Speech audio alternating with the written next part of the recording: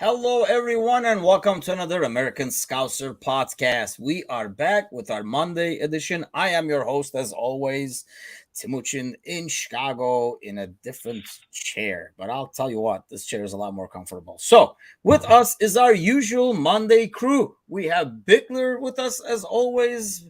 Back to the non-business look I see. The hoodie's back. What's going on, Bickler? Makeup of the wardrobe wasn't available today, so I just scooted in last minute. Figured, I'd just Bill Murray it today. Actually, we talk about this all the time with Gally. We set up this podcast ready to go. Usually, like we chat with Gally a little bit and stuff beforehand, and then usually Victor is running in the last second, throwing his like briefcase on the corner, coming from work or something like that. But today he was early. We consider 8 minutes early for him, don't we, Gally? Yeah, he was definitely early for him today. And the only thing that's more consistent than Bickler showing up is Alan getting into this podcast before I even get to say hello. And Alan, we thank you and hello in Texas. Like Alan, he's fashionably on time, like myself. Yeah, he is prompt. I'll tell you that right now. If we are ever giving out an award for best attendance on the podcast, it would probably go to Alan rather than any of the three of us, because I think he has made more he's made more consecutive Mondays than all three of us combined. Well, let's get going. Alan actually was sending me a trivia earlier, which is very similar to the trivia that BJ has set up for this week. It's more like an interesting fact / trivia. So FA Cup, we're going to talk about the game against City. And both City and Liverpool had only one player start every single FA Cup game for them. Who was this player? What, by the way, Alan Mola says, my pleasure. Been sitting here for 30 minutes. That's like, I don't know, probably at least like 15 podcasts combined for Bickler if he's like 30 minutes before. So, Bickler, we will start with you for your guesses. Who do you have for Liverpool? Who do you have for City? The player that started. I just want to highlight the fact that if I was 30 minutes early, you guys would hate me. So, like, I'm really just doing it for the pod. That's fair. Anyway. So one player for Liverpool has played every single. Yeah, you got to repeat the question. It was too long ago now. Yeah, I'm sorry, short-term memory. But if you're in the pre-production meeting, we can maybe cover these. Okay, so it's the one player has started every FA Cup game for City, and one player has started every FA Cup game for Liverpool. Who are these two players? So two. All right.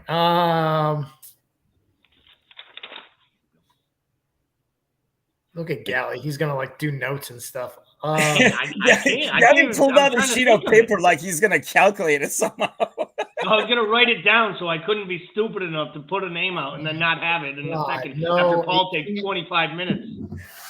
Well, let's go down the list here. I feel like Trent's been in and out of the lineup. Robbo's been in and out of the lineup early on. Okay, so I'm going to go for Liverpool. I'm going to go I'm going to go Van Dijk for Liverpool. I feel like Mo maybe missed a game or two early on. It would be between Mo and Van Dijk for me. I'll go Van Dijk. For City, I mean,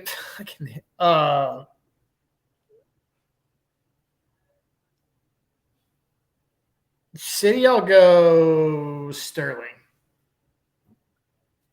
Okay, Gally, why don't we go with you? And these are, I'm making sure I got this right. These are started, right? I'm making sure it wasn't appeared. They started every game. Alan's answer was Henderson, and he didn't start on Saturday. So I got confused, and he's actually more prepared for this podcast. Don't be blaming Alan for not answering. I wanted to make sure I understood. That's why I'm going to blame Alan because he's dogging me for picking Verge, and then he picks Henderson, who didn't start last week. So at least my memory is better than that. Yeah, I'm actually gonna say it is Konate, and for City, I'm going to go with Zinchenko. You are 50% correct.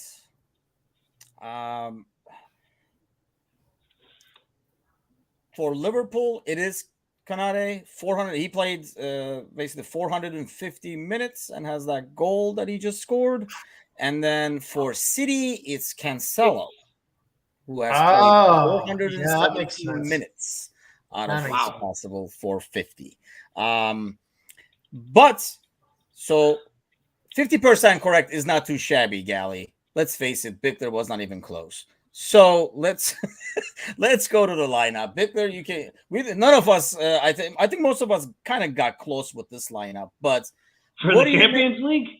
For the Champions League, I got real Oh close. no, to that's that the wrong one. Yeah. So let's go. While I get the right graphic over here, let's talk about the lineup. I figured we'll address the City game. There are a couple of things. I don't know. Let's talk about this first before we even get to the game. Let's talk about the pregame moment of silence and how the City fans acted on that, because there was a lot of chatter online. Where do you kind of like? How do you look at that, Bickler, and where do you stand on that? I mean, where I stand on it is it's disgusting, and it's good for City to distance themselves publicly from that. But I mean, let's face it, like this is a club that's had a huge, serious cash injection in the last 15 years. They're a nothing club. They have no history.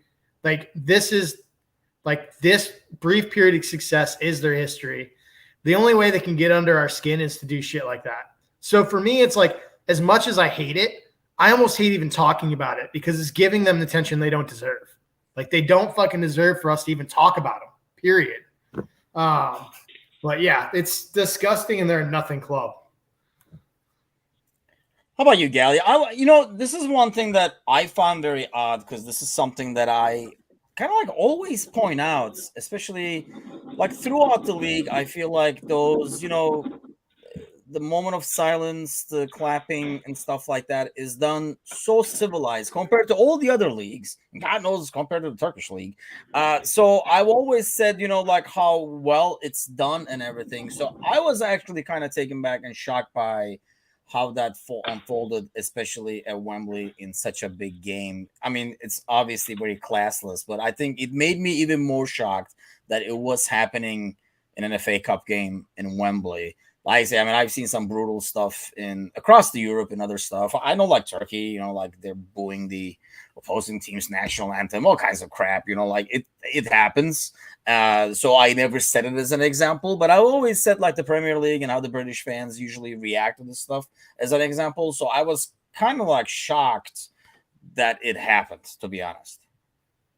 Yeah, I'm with Paul. First off, it's a classless maneuver. We really shouldn't give it too much time. If we want to talk about it, we should talk about more of their response to it. Because to their credit, they had a statement out within half an hour after the match. Two players talked about it as being in their post-match remarks on the pitch, saying that they were embarrassed for their supporters.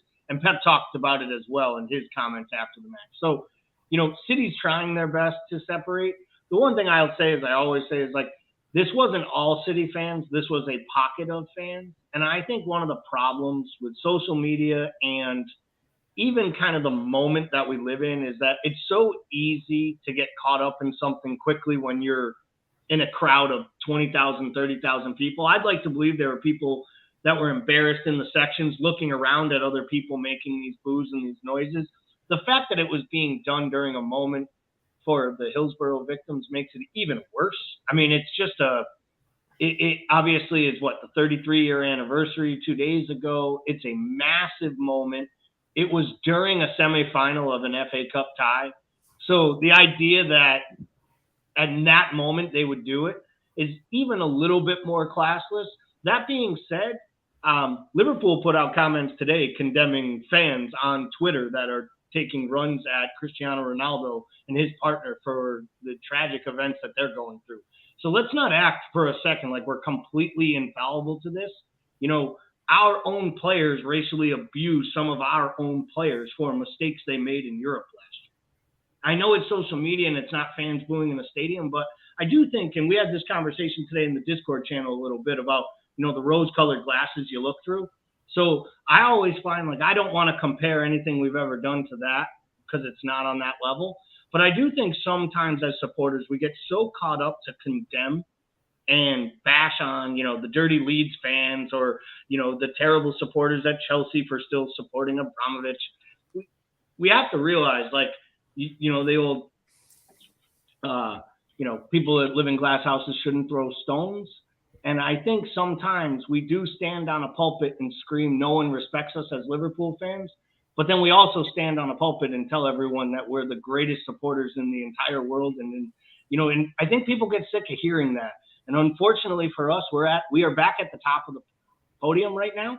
And I think for a long time, people stopped worrying about us because we weren't number one anymore. And they focused on bashing City and bashing United and bashing Chelsea. And they had plenty of reason, and we should still do that. I just think that sometimes we have to be careful when we look at these instances. What they did on Saturday was disgusting. I just think sometimes as supporters, we should just take kind of a look back at everything and realize, like, there's a civil way to do this, and 99% of the time we're on the right of it. City was way on the wrong, but the club came out and, denounced their supporters. So I think that's all you can really ask when a wrong like this has happened, that the club comes out and tries to make right. And I think that's what they tried to do as quickly as they could. And I think that's the thing. I mean, I don't think you can ever say, oh, no Liverpool fan would ever do something like that or whatever, because when you have a large group of people, it's impossible to account for everybody, and there's going to be some assholes. I always find it amazing that, and this happens in a lot of soccer games, and not only in soccer games, it happens in like other crowds, how you can get, like, do something so obnoxious and classless, and somehow, like, that whole crowd mentality comes in Bickler, where, like, you somehow are able to get, like, I mean, I know you're saying like a pocket, but to be able to make that, despite it was being a moment of silence, you still need a mini crowd to be able to get going. So there were people like chiming into it. I always find it shocking how you can get other people around to kind of chime in, while you would think still the majority is kind of like disgusted by the whole thing and be like, dude, shut up. Like, you're just being an asshole. I just don't understand how that crowd thing sometimes happens. And it happens all the time. It's not like just this incident, like we've seen it before. Are you Explain asking it, me? Bickler. I'm asking you. Explain I yourself. I feel like you're baiting me. I feel like you're baiting me into a conversation that involves copious amounts of alcohol at games. Like, I mean, I think it's just, you get a lot of people together, they're drinking before the match, and they turn to idiots. And like, I think a lot of people, like I said, I just think I think it derives from a need to get under people's skin at some sort of baseline level. And that's how they think they can do it. And I mean, because let's face it, anything involving Hillsborough gets a massive reaction from our fan base, regardless, as well it should, right? But I mean, I think that's what it boils down to, is that's where they get the reaction, because they're not getting it on the pitch.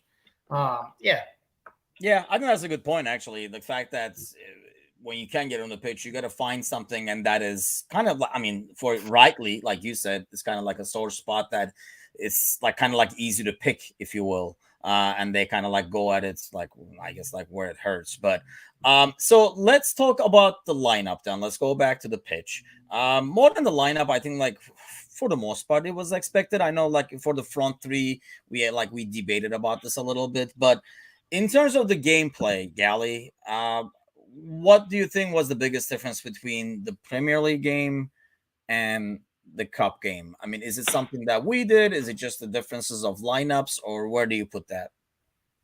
Well, I think, to be fair, I think I think you have to start with the fact City made 7 changes. And we talk all the time, when you make that many changes to a team that works on a system and works as a collective unit, you are going to have some drop off. So I think in City's case, their changes is where it starts. I don't think that's the reason for the difference from a 2-2 draw to a 3-2 victory. I do believe that the rotation is obviously clear, and KDB is a huge, huge piece. But I think they might have been missing Rodri in that midfield as much as maybe even more than they were missing KDB. And I think the main difference with us is we had our A game in Fabinho playing like Fabinho. And last weekend, he kind of played like an old man Fernandinho. And we needed Fabinho on the pitch. And yesterday, they got an old man Fernandinho performance. And I think Rodri could have made a massive difference, especially for Stones and Ake having to play as a partnership. For us, I would say that it was the mixture of Mane through the middle, Diaz on the wing, and primarily Thiago just running the entire pitch. And if anyone doesn't believe that playing on an extra large Wembley pitch doesn't help a player and a tactician like Thiago have more space, and they were talking about how it's the slowest of any pitches ever played at Wembley Stadium because of the new grass and the way they're watering and all this. And you could almost see it. The game looked like it slowed down for Thiago to the point where he was literally pulling strings. So for me, it's the combination of the improvement of our midfield and the weakened midfield that they put out there. And I think that's where that match was, where we overran them in the first half. And I mean, Victor, like looking at the game and like watching some of the highlights and our press and stuff, it almost felt like we played. I mean, I hate that saying where like you play more hungry. I mean, obviously every time we go out there, we go to win, but maybe we played braver. Like we were pressing more, whereas it felt like in the Premier League game, we were kind of worried about, perhaps because if we lost that game, the title race would be not over, but a lot closer to being over. Whereas, I mean, this game, it's a cup game. You win or lose either way. Do you think that has anything to do with it, or it's just like an attitude change? I mean, the way we pressed, like the way like Keita and the top three were pressing all the way into their box. I mean, Mane's goal by itself, I felt like we were a lot more aggressive and we did not let them sit on the ball as comfortable as the first game. I don't know if I agree with that entirely, because if you looked at the match like a week ago, the league match, like I don't know if we pressed the team harder and with more intensity in the first 10 minutes of a match than we did in that match. I mean, the league match, we pressed the shit out of them the first 10 minutes, but like I think it really comes down to the fact that whoever wins the midfield traditionally wins this matchup, and them not having KDB and Rodri definitely helped us. We won the midfield. And I think it's not only the press, which was good, but it was how we pressed in the midfield. Talked a little bit about this in ratings, but I think that first half was like a tactical masterpiece and a blueprint in how you beat City. And I think that even with De Bruyne and Rodri in that lineup, that first half, the system would have caused City problems, because what happened is when they were able to get the ball into the mids, both sides of the pitch squeezed in and made it very, very narrow. So they were forced to play long diagonals out wide and beat us from the flanks, which means you either got to beat the high line diagonally or you got to beat us with Konate and Verge back there on height. And that's very, very difficult to do. Now, that certainly helped when you don't have De Bruyne in there, because De Bruyne is the one that can bang a diagonal with enough pace and velocity and accuracy to really cause you problems. But we weren't going to get that with that City midfield. And so I think it was a tactical masterpiece just in general in how we played the mids and the fact that we were able to flip possession. What do you think, Gally? And obviously they did not have the players to be able to perhaps cope with that press as easily. Like when you have like Stones and Ake and, your American keeper, which Sparky Parky says, love the American keeper. And you're the first person I thought of, Gally, when that happened. I'm like, I'm sure he's kind of loving this and ranting inside about the national team at the same time. What do you make of that? Well, first and foremost, I think one of my big rants over the summer was, when will Greg Berhalter realize his number one keeper is probably his third best keeper? Because I don't rate Stefan. I don't believe Stefan should be the backup at Manchester City. I don't believe Stefan did well during his loan spell at Dusseldorf, which would have actually brought him back. His only time of ever getting top flight football, he didn't start every match. And as a keeper, if you go out on loan from a club like City, you expect to play, right? So the only problem is the best U.S. keeper is probably about to go sit at Arsenal, so neither of them will play leading into the World Cup. So we'll be just as terrible as we saw on Saturday, which we can save that rant for, well, hopefully never. But where I have the issue a little bit here is that, the Stones thing, Stones was first choice all last year. He was Diaz's first choice partner for most of last year. He had usurped Laporte for a portion of this year. So, Were they weakened at center back? I do believe they were. I think the real issue with them comes down to is they kind of have this wonderful deep squad, but really they're where we were a year ago. They really have like 14 players that really do a job, because Pep doesn't really rotate his fullbacks. He very rarely rotates his defenders. It's really 2-3 attackers, and whether it's Grealish, Mahrez, Silver, or Gundogan, right? It's really like that 4 to 5 person swing. And I know I got killed earlier in the year when I was saying that I thought that we were actually a deeper squad. Like we had more answers when we needed to replace a player. And I thought that was what was evident. We made a major switch to Konate at the back, Keita for the captain in midfield, and Diaz up front. And I would say all three of them outplayed their counterpart that started last weekend against Manchester City in Henderson, Matip, and was it Jota that started the match against City? And I genuinely think that's really where this match was won. It was won because the drop off now for our club, when we substitute some of our strong key first 11, is not as big of a drop off as it was a year or two ago. And I really believe that was the difference in this match, was that we still had game changers on the bench and City actually didn't. They really didn't have much that they could go to come off the bench. And I will agree there with Megan's point that Walker was a huge miss. His pace alone was huge for them to be missing. And I think we saw it because our fullbacks didn't have to press on as high as they usually do. And I think that had a lot to do with the fact that Keita was really bossing the midfield. And I think that his press was as good as I've seen it. I think you guys mentioned it in the ratings. You know, this to me is the best run we've seen of Naby Keita. And if we're finally getting to see the Naby Keita that we thought we were buying 2-3 years in, you know, it could be even scarier, because it took Thiago 18 months really for us to get a masterclass performance. And I think if we could figure out a way to play the two of them, Hendo and Fab, you know, on a rotating basis between the four of them in the three positions, I think it's very similar to what we have now with 5 to fill 3 up front.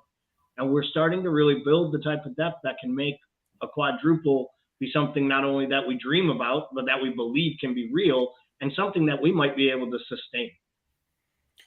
So that adds another question I was gonna pass over to you now, Bickler, because I was gonna ask you about depth, and I want to ask you about Keita as well. So let's start with the depth first, and then we'll kind of go back to Keita when we're talking about some of the performances. But do you feel like the tables have turned, where, you know, we were talking maybe like 2 years ago, how kind of like what Galley's saying, like we had, you know, players, I mean, you always have players on the bench, but not people we could rely on to be able to fill the role just like the starter or without a huge drop off. I mean, obviously, you know, they're not going to be exact, otherwise they'd be starting. But do you feel like the tables have turned where we have that depth now on our bench where we can bring the players and City really doesn't?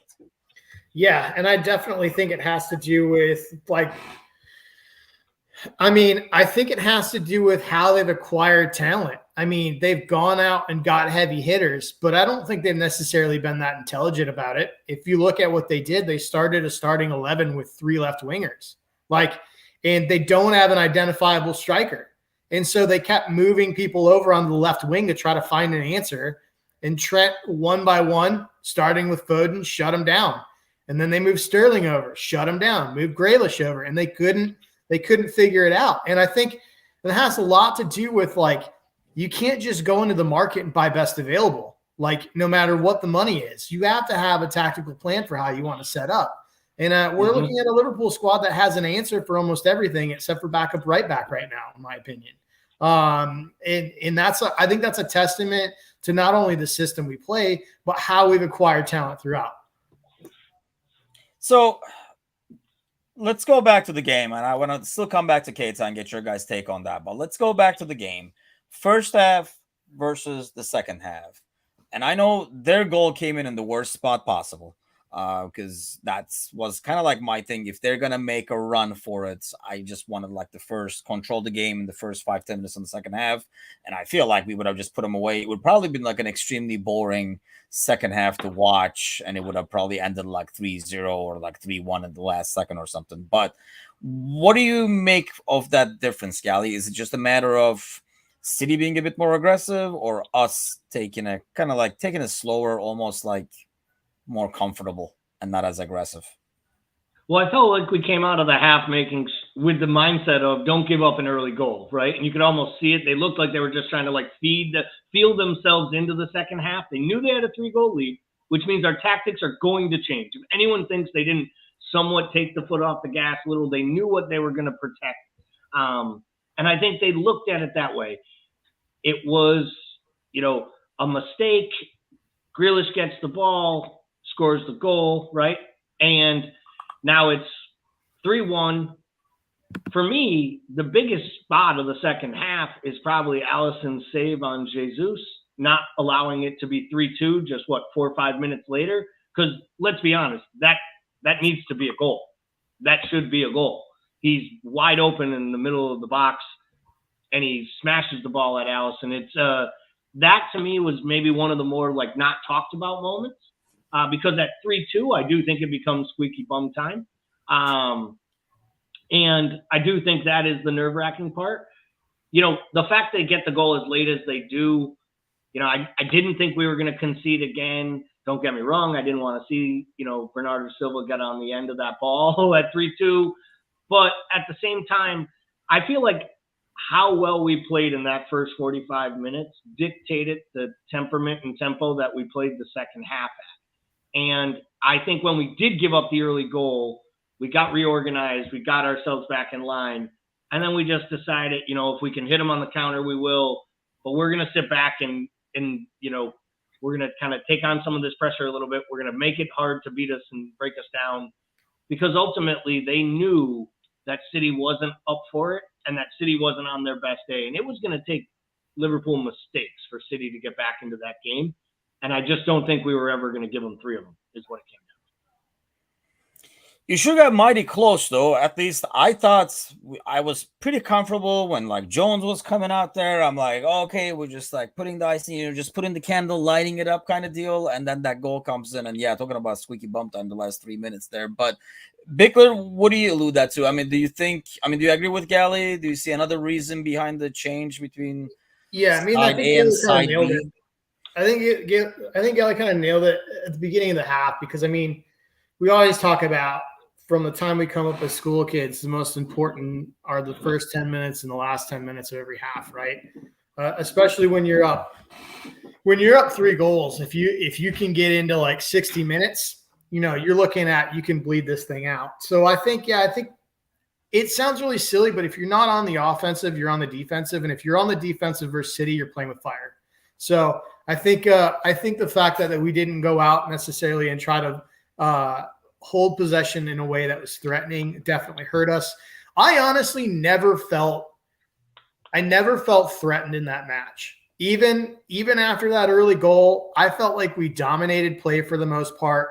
I felt like their chances were limited to areas where they're very low percentage, like danger areas in general. Like even that last minute goal, like I think is like we pushed them to the byline. Ali gets 5 hold on the near post. That's a 1 in 10 shot that goes in. Most of the time, Ali's going to have that covered. I just never felt that nervous about that throughout that entire match. And maybe that was me being overconfident, but I just felt like we held possession. We limited them to very few chances, and we kept them in low percentage areas on the pitch. So let me ask you guys this then. We're watching this, and obviously, we look at the first half, that's probably like how you would expect us to continue playing if the score is close and everything like that. So Gally, in terms of that midfield, I know when we talked about it on Thursday, I was kind of afraid to have Keita and Thiago at the same time there. But has this now become, partially due to Hendo's form, maybe partially due to Keita's form, has this become the ideal starting 11 for us? I would say that this is probably, I don't know where I lost both of my other two colleagues, but I'll talk to each of you for a bit. I'm still here. I can hear you. Oh, all right. Paul's here. Yeah. He's just not on the screen. So I would probably say that it is not the automatic starting midfield. I do believe on current form, it is probably the most informed midfield. And I think what Naby is starting to show you is that he's getting more and more comfortable playing in the small triangles on the pitch with more players. And I know it sounds crazy, right?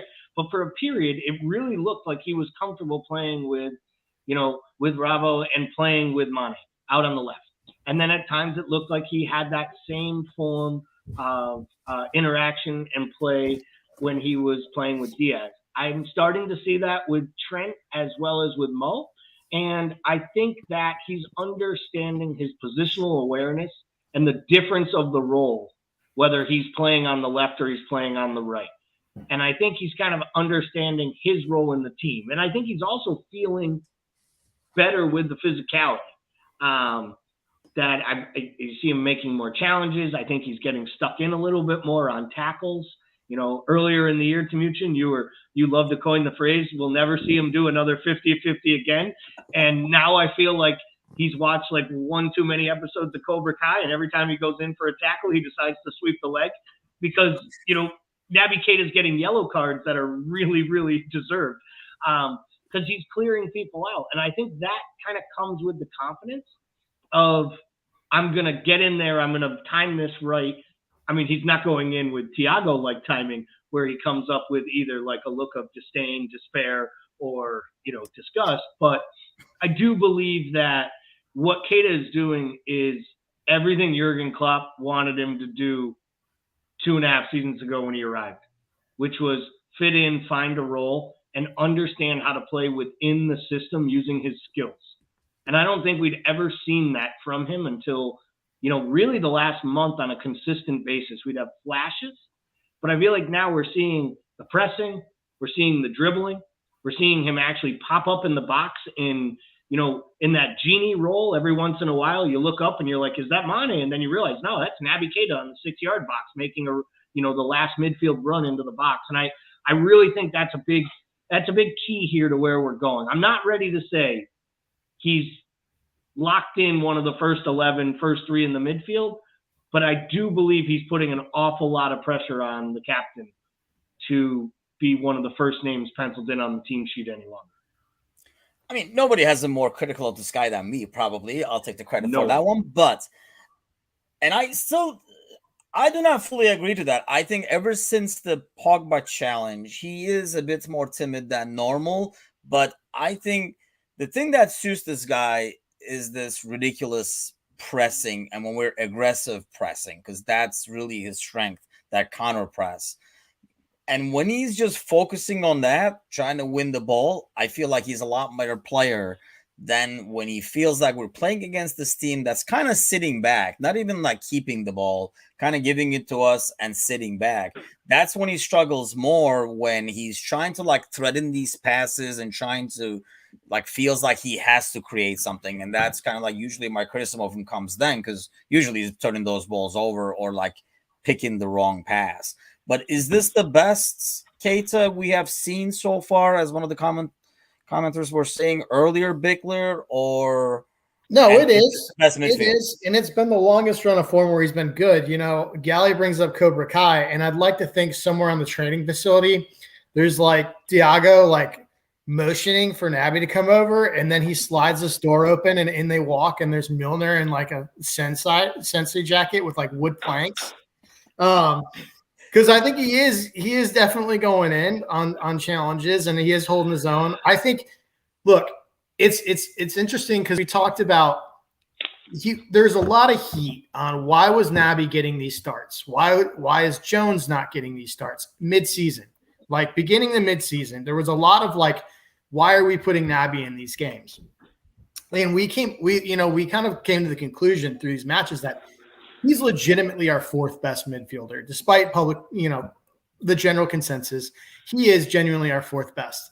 I think the argument can be made right now that he's our third best. I don't know if I'm ready to start him ahead of Hendo right now because I think Henderson brings so much in terms of tempo and organization.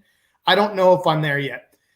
He was on the right, and I hate him on the right in this match. I think it worked because we had a tactical switch where Robbo pushed up further on the left and Trent stayed back on the right. If Trent continues that thing where he pushes further up and Robbo stays back, I don't know if Keita does the same job. I don't know if he's as effective or I feel like he's more of a liability in that situation. So I think it's sort of a small test. We haven't seen enough of that situation to really know how that evolves. But yeah, I mean, great game from him. Long may it continue. This is his best run of form for his longest period. And it'll be really interesting to see how this plays out down the stretch and whether he can cement himself in as a regular starter or not. Yeah, and I think that slightly depends on Hendo becoming the old Hendo again. I just don't think it's just – I know I read a couple of times where it's like, oh, it's the age and stuff. I really don't think so. I think it's just a matter of him getting some like regular minutes and stuff like now as well. And that's a good point. We talked about this in the ratings video, how there was almost like a role reversal between like Robo and Trent, where we almost like saw Robo like going into the middle and stuff like that from like the left wing as opposed to Trent. And yeah, I don't know if he would do the same work defensively. If Thiago is really teaching all that good stuff, I hope he's teaching that crazy face. Megan says, I've also determined Thiago does the crazy face to distract the ref and slow down play so there can't be a quick free kick. Yeah, I think that's has to be part of the training, the look afterwards of shock and disbelief. Yes, eyes wide open, covering the entire face, if you will. But so I want to talk about, and Parto actually was asking earlier. So let's answer that question. I mean, I don't know if you guys, sometimes I like go into a YouTube black hole where I watch video after video after video. And from actually this game, they had a manager cam. And they were showing basically how both managers were like manager on the sideline. And I feel like these two guys, and, we have the stats of them and how much money they've spent, though, to get there. But how many points? I mean, it's like ridiculous how close everything is in some ways. But I also feel like, Bickler, that out of like managers, especially for Klopp, Pep is the guy that he respects the most. Perhaps maybe he respects the way the City plays the most out of all the other teams in the league. Yeah, I get that feeling too. I mean, I think it's really easy to sit here and say Pep's a checkbook manager when you look at the fact that he's bounced from Bayern to Barcelona to City and basically had an open checkbook wherever he landed. But I think that Pep is legitimately really good tactically. I think he does have a tendency to over-tinker with lineups and overthink things in big situations. But I think that Klopp has a lot of respect for how he constructs and plays football through the midfield. And I also think that Klopp has a lot of respect for Pep as a person, like in general. Like I think that I get the feeling that Pep is legitimately a good dude. And I think that matters to Klopp, just like it matters for Klopp in terms of acquiring talent. We acquire good people. Like whenever we get a transfer in, our last two, Diaz, Konate, they're genuinely good stories and they're genuinely good people with good personalities. And I think that matters to him. So I think there is some of that, aside from the success in the tactics involved, I think there is a mutual understanding between the two about playing the game a certain way and how they do it. Yeah, because when you look at these numbers, I mean, the biggest thing is obviously the money spent, but when you look at like 1.8 million per point for Pep and 964,000 for Klopp, 93 million per trophy for Pep and the City, and 103.4 million for Liverpool. But obviously with the trophies, some of those being, or a lot of those being like the League Cup and stuff, kind of like skews that argument. I just think, I know Pep has always had, like a huge payroll to work with and stuff. But I think it's one of those things that I think Klopp appreciates the fact that doesn't always do it by itself. And I think Pep always he always goes to a stacked team. A lot of managers were in those stacked teams, and they did not do half the success that this dude got. I think it's a different skill set to be able to manage those egos and those payrolls and be able to rotate it and everything like that, because there are a lot of teams where a ton of money is spent but they're not doing shit. What do you Yeah, think, Al? United has spent more money than City has since Pep came in, and United has a bigger weekly wage bill than what Pep's wage bill is at City. And for all those out there, up until last year, City had a smaller wage bill than us. I know it will shock you and make you angry, but it's the truth. So they spend a lot on transfers, they spend a lot on fees, but at times their wages are actually just on par in their wage structure. What Pep does well is Pep gets the most out of his players. And I think that's why Klopp respects him and why Klopp really enjoys this rivalry is he knows that Pep has a principle about playing the game and actually doesn't compromise to win titles for his principles. And that has never been more evident than Pep's first year. Do you guys remember people calling Pep an absolute failure when City finished third or fourth his first year in the Premier League? They never competed anywhere near for the title. I think that was Conte's year of winning it in his one year that they won it at Chelsea. Pep refused to change. People said it won't work in England playing this style. You won't be able to play out the back. You won't be able to play with inverted fullbacks and center backs that tuck in. And Pep basically was like, if you give me enough time, I'll teach these guys how to play the game my way, and we will be successful. I'm not saying we're going to win everything, but we will be successful. And I think you could argue he's had a pretty good run in his 5 years in the Premier League. So, I think what Klopp has done is different because he's had to build it in a different way. But I'm not sure if you gave Klopp the empty checkbook at City and all that talent, he would mesh them the same way Pep did. The same way I'm not sure that Pep would have turned some of the players on our squad into the household names and world-class players that they are. I think a player, a club, its supporters, and its managers all have to work. And outside of the fraud supporters at City, I think it all works at City. And I think it all works here at Liverpool. And I think it's why we have this beautiful kind of juxtaposed positions where they're just like smashing at each other from all different angles. We play a lot alike and a lot different. We have similarities and we're so different, from fan bases to supporter groups to the stadium to the cities. And I just think that it's what's great about sport when these types of rivalries give you the black and white. And it's, I think La Liga fans would tell you at the highest of highs, Barcelona and Real Madrid were like this. You had the prettiest group with all the big names, and then you had a bunch of kids that came up through the academy and played Barcelona style of football, and it was just like a two different trains, running head on, and it was a collision course every year at the end of La Liga. And I think we're in a renaissance right now where England hasn't had this in a long time, and I think this is a really, really big deal. And to Paul's point last week on the podcast, regardless of how many of these 4 trophies we end up winning, people should really look at this as watching something like beautiful and special. And we have 10, maybe 11 more matches to endure for the rest of the way. And I just think everyone should just take every second of it in, because it won't be like this forever as much as we all want to believe it.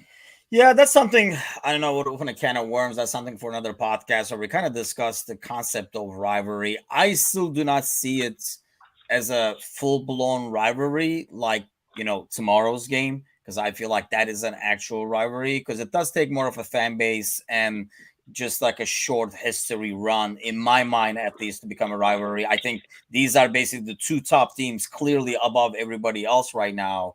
So, but we'll get to that. But before we move on to the United game, let me ask you guys this, because Parto asked this. So real quick, give me your take on this. He says, assuming both Liverpool and City meet in this Champions League final with their best respective lineups and both teams playing at peak level, I'm curious as to who you believe it will lean. Bickler, let's start with you. If you had to do a pick, do you make a pick?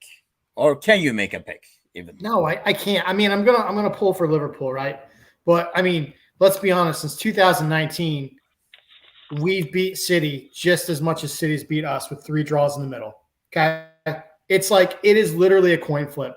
It comes down to who wins the midfield, who's the most physical, who turns the ball over the least, and it comes down to a lucky break. Like it really does. It's not like you look at these teams side by side and you can't put them at full strength and be that team is clearly better than that team.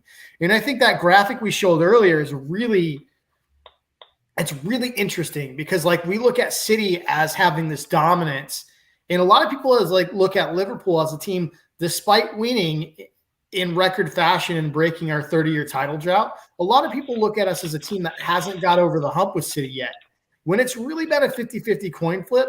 And the fact of the matter is, over that time period, we've actually amassed 20 more league points than City has.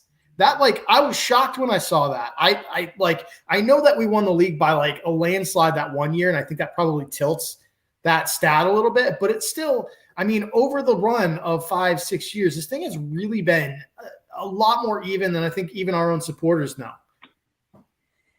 How about you, Gally? I mean, I feel like, I agree with Paul. It is so hard to call, and I think that's what makes these games kind of fun, exciting, and freaking nerve-wracking. But I think the only thing I can think of is in a situation like that, because the Champions League final, I feel like we would have a slight psychological advantage for a team that's been there, as a team that's been there and lost it, and that's team been there and won it. Whereas City would have a lot more pressure to win it because this is really what they want. But in terms of like on-field play, it is really hard to call. And like I said, I feel like that's what makes these matchups a lot more exciting than any other ones. Which way do you lean on that one? Yeah, I'd probably lean to, do we have a slight advantage based on the experience factor? I think, you have a captain who's lifted the trophy, therefore you probably have the experience factor, right?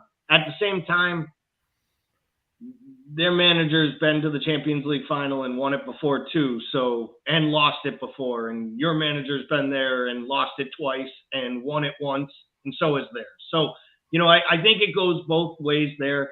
I'd probably call it a draw and say we'll go to an awful penalty shootout. Why? Because that's what happens when great teams that are matched up like this usually play out. And we seem to play them out in draws very often, or 1-goal matches. So, will I be going into it rooting for a 2-1 victory? Yes, I will. Will I be shocked if it's 2-2 at the end of regulation and extra time? I probably wouldn't. So if I were betting it, I'd bet with my heart, and I'd bet for a Liverpool win. I don't know that that's anything more than my heart talking, though, because logic tells you these two teams, they play even because they're just about even. And to Paul's point, we've almost been even over a 5-year run in a league outside of one season where we went on an unbelievably massive run. And we almost broke their spirit because they knew they couldn't catch us by literally the end of November. Dave Jennings says it also could come down to who won the league the week before. I mean, yeah, that could play into at least the psychological mindset in some ways, who will be a bit more. I mean, that's another factor to look at. So let's look at tomorrow real quick. Against United, my brother is already talking shit. Well, not really talking shit, I guess, but more like he has hope. Should a United fan like that jerk of my brother? That is my brother. Should he have any hope, Bickler? And what kind of a lineup are you expecting tomorrow for us?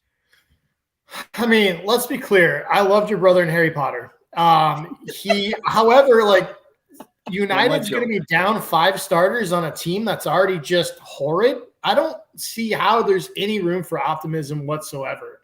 In a rivalry game that tends to be closer, even when the sides are lopsided, that rivalry usually evens itself out and it's a tighter game.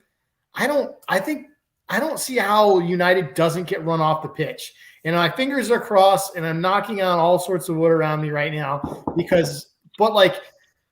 I just don't logistically see when you put those two sides against each other. I don't understand how this match is going to be close. I really don't. Yeah, I gotta post a picture so everybody who's listening can get the Harry Potter reference. But yeah, Bickler happened to take a look at a clip from our podcast we do with my brother. It is in Turkish, mind you, so you can only make fun of the faces, not what they're saying. And yeah, he does look like, what's the name of the character? I'm not a Harry Potter guy personally. Hagrid. So we're gonna have to post a picture.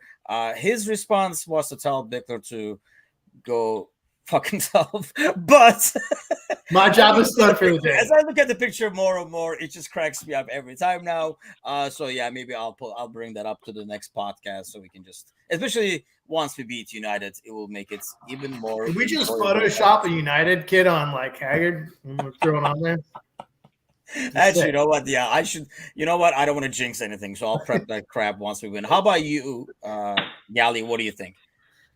I definitely think your brother didn't looks touch the like the lineup guy. topic, so give us a lineup as well. I definitely think your brother looks like the guy from Harry Potter. That is 100%. I'm going on the record with that. And that might be the end all of this podcast. But no, I'm with Paul here from the standpoint that I don't see how it's close. Normally, if this was both teams full strength, I can't believe I'm even going to say this out loud. If both teams were full strength and Ole was still the manager, I might think that United had a chance because every once in a while they showed up and actually did what played to their strengths. But since Ralph Ragnick has become their manager, they blew a 2-goal lead to Norwich. And Norwich City looked the better side.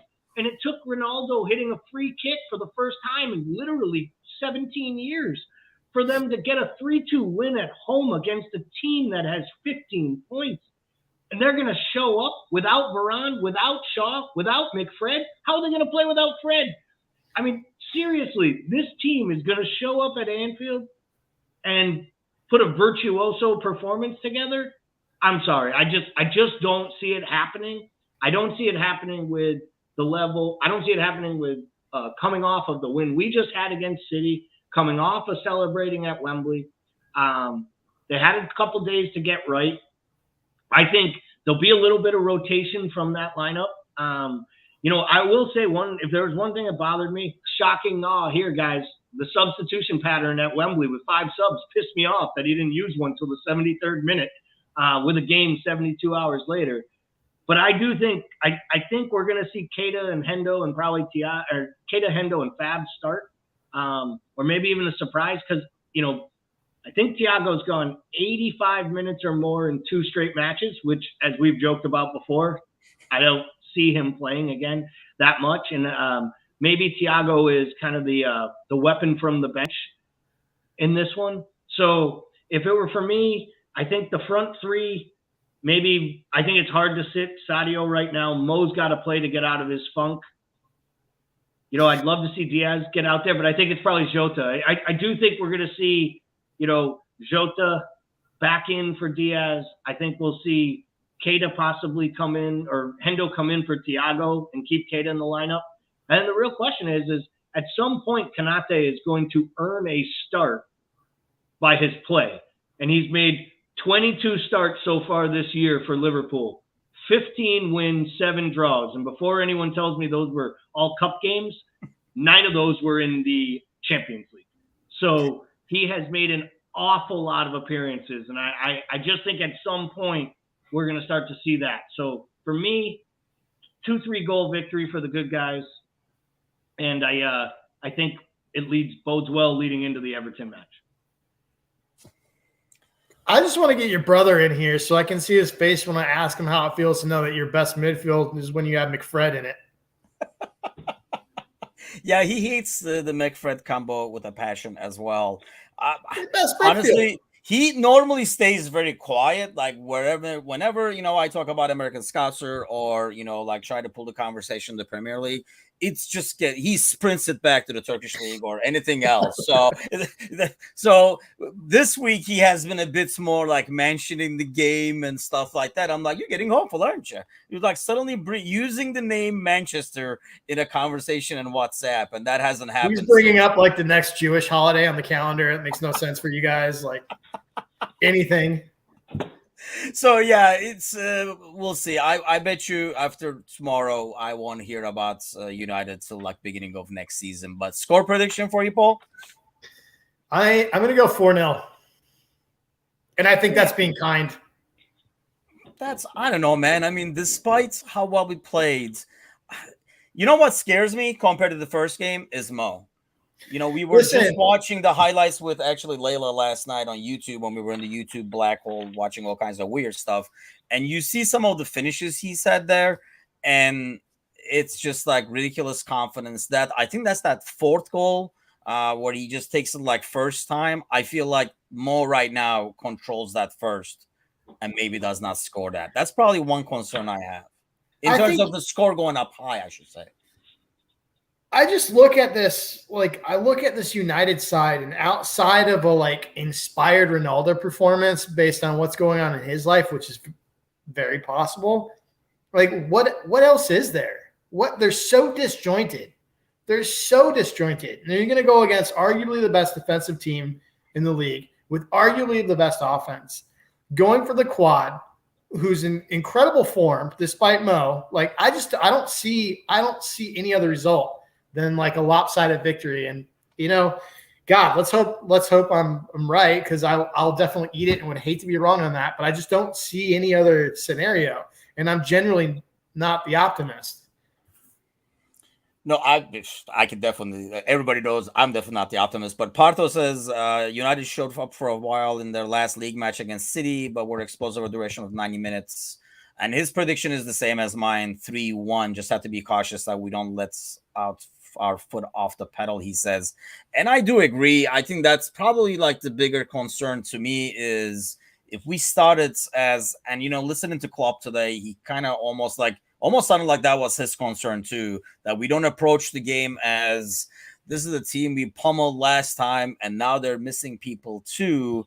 Because I feel like you can kind of see in the second half of the game if this team is not going full speed, it's not going at all. It's as one gear, it feels like when it's attacking. So I just want to make sure we don't come out there complacent and just give them a lucky goal or something like that. I think that would be the disaster scenario. But otherwise, I mean, you look at these lineups, you look at the form of the teams, and yeah, I mean, when Norwich can kind of go through their defense like that, how we wouldn't be able to would be shocking to see. And I don't know, like you're saying, Gally, I don't know if they're going to play that scared.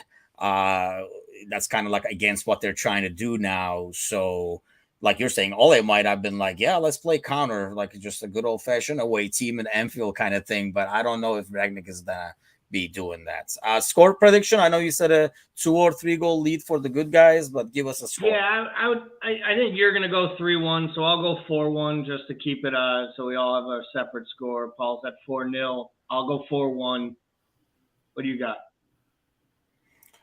I'm going with the 3-1. He's going with the 4-0. I'm just not expecting the clean sheet somehow, but I can definitely see that scoreline. I'm just like the Warriors, so I'm going with the safer bet. But and yeah, I mean the whole Ronaldo thing, I hope the club and the fans kind of approach that well. That is just, I don't know if he will play tomorrow, and if you've heard that, I haven't seen anything that's confirmed that he's out. It's the club has left it as a personal decision for Ronaldo, and that that can go either way. So. And honestly, knowing him, as much as I don't like the dude, I feel like he would play, and he would play well. Yep, and, me too. I mean, I think I've had it. When you're my freaking age, it happens.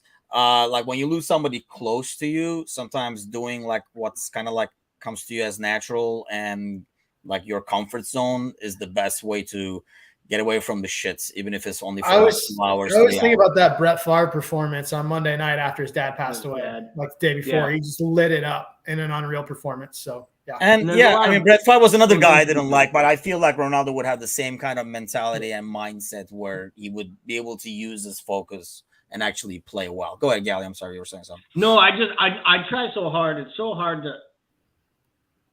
I'm trying to think of the right words in this type of a situation. It's I try not to put myself in the understanding of the mindset, because I couldn't even comprehend or fathom the pain or the angst that he's going through, and to have it happen so soon after the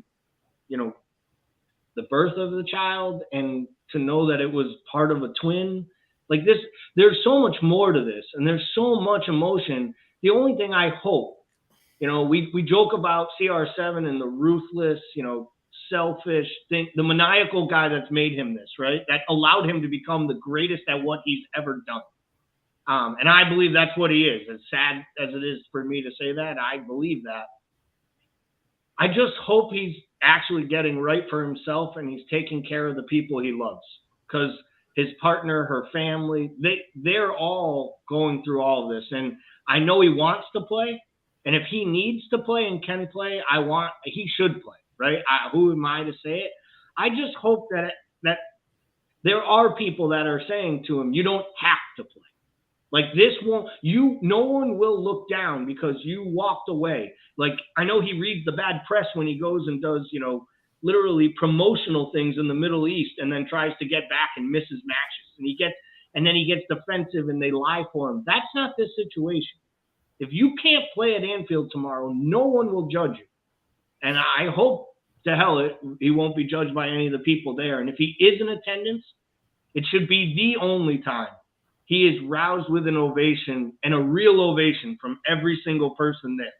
And I'm going to be there in a month. And if I were there, I would hope that I'd be part of that positive environment, because I think when moments like this transcend sport and they make you realize that there's a lot more to it than that. And I just hope he does what's best for him and his family and not what he thinks he needs to do what's best for CR7.